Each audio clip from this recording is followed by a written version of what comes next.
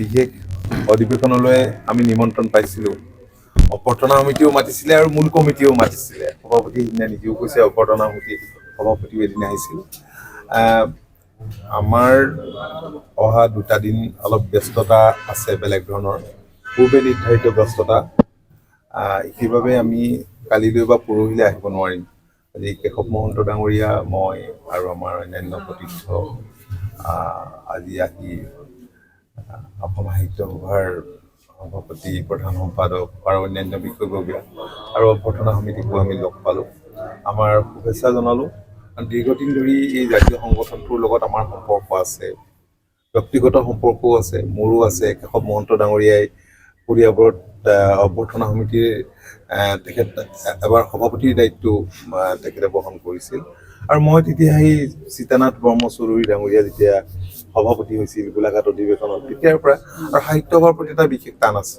আৰু অসম সাহিত্য সভা এটা জাতীয় সংগঠন, আৰু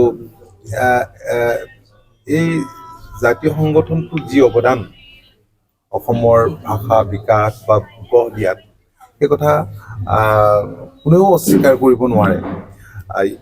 অসম সাহিত্য সভাৰ গুৰুত্ব আছিল, আছে আৰু ভৱিষ্যতেও থাকিব।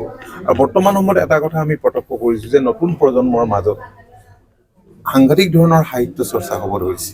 এইটো এটা শুভ লক্ষণ।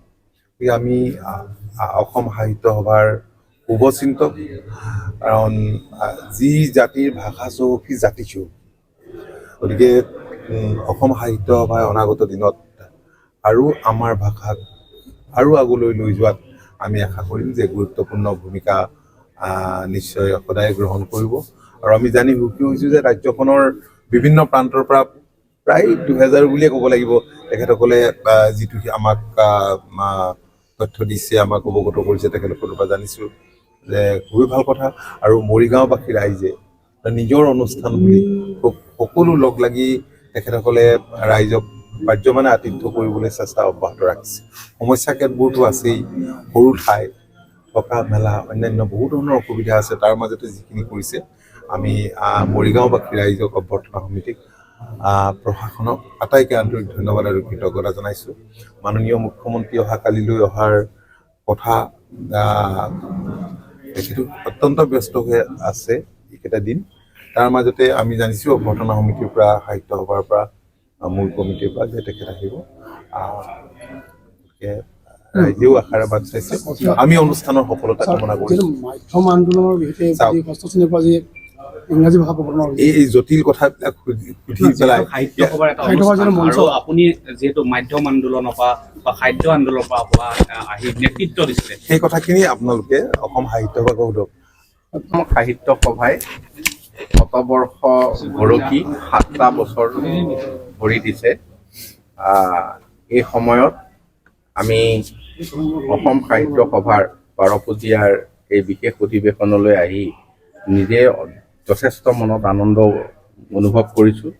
আৰু অসম সাহিত্য সভাই আমি যিটো জানিব পাৰিছোঁ, অসমীয়া ভাষা আৰু অসমীয়া ভাষা প্ৰয়োগ যিখন আইন, এই ক্ষেত্ৰত তেখেতসকলে কিছু প্ৰস্তাৱ লৈছে। আমি ভাবিছোঁ ভাষা আগবাঢ়ি গ'লে মাধ্যমৰ সমস্যাও হয়তো প্ৰশ্ন নুঠিব। গতিকে সেই আশা ৰাখিছোঁ যে অসম সাহিত্য সভাৰ এই অধিৱেশনে আমাৰ আৰু এটা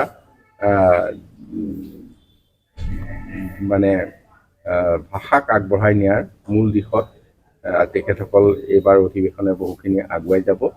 আৰু অসম সাহিত্য সভাৰ উত্তৰ কামনা কৰিছোঁ। এইটো জাতীয় অনুষ্ঠান।